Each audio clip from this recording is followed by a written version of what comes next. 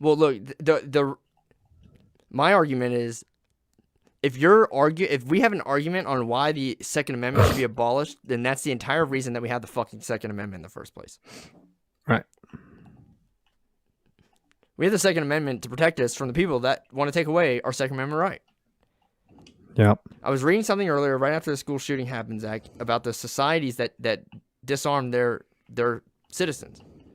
Germany. Kind of like Australia. So Australia is a funny one because they did that buyback, right? But they only collected like 650,000 guns. Oh, really? Yeah.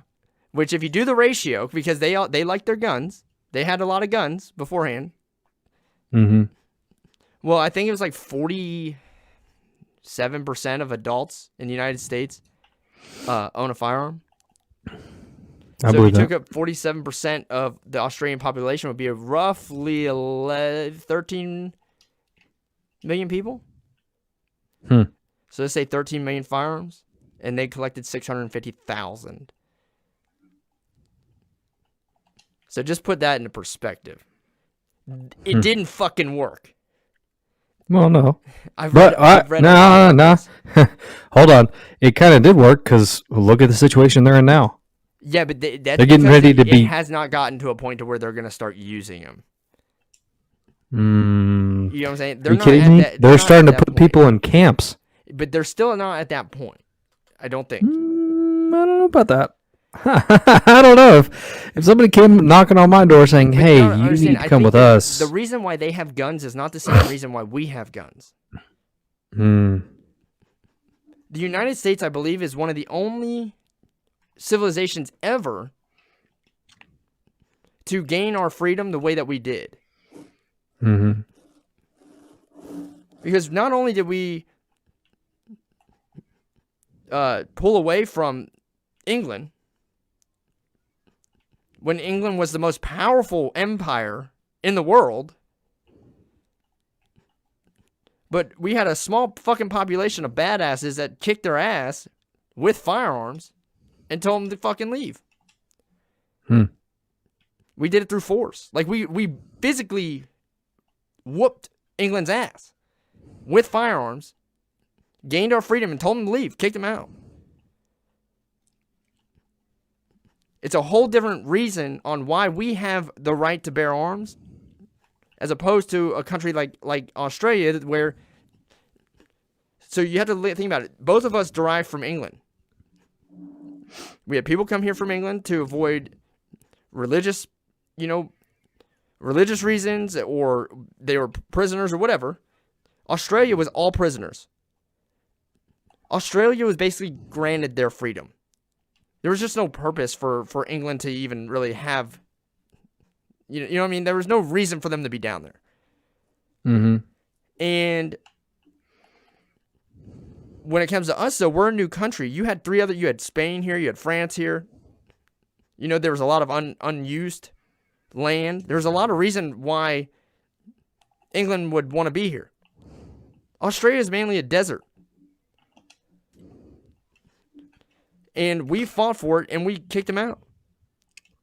So let me ask you this. What do you think, what point do you think it's going to have to take or get to before they start, I don't know, because I guess from when I've been over there twice, both times for about a month.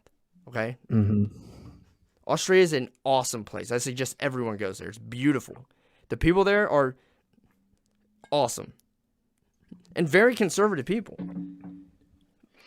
but they're a lot more relaxed than Americans are when it comes to certain things. Now, they like Americans. No matter what you hear, their media is far removed from their actual population when it comes to thoughts and opinions on the United States. But I don't know if they have the same drive as far as rights that we do. Not saying that they don't like their freedom. They love the freedom, and they as you see now, they are uprising against, what they're doing as far as COVID now. But if you tried that shit in the United States, putting people in camps, at least right now, that would not fucking happen. Absolutely not, because who's going to go around and enforce it? Yeah. Who would be stupid enough? Well, and that's kind of what I was getting at. But I think, the difference here is that people know that we have guns here. In Australia, you wouldn't know. I mean, some people know they have guns. There's certain permits and all that stuff. But like, if they had 13 million guns and only 650,000 got turned in, a lot of them are now illegal firearms. Mm-hmm. Just like you wouldn't, if they made laws for firearms to be illegal and did the buyback, no, the majority of people would not turn their guns in. They would just hold on to them illegally.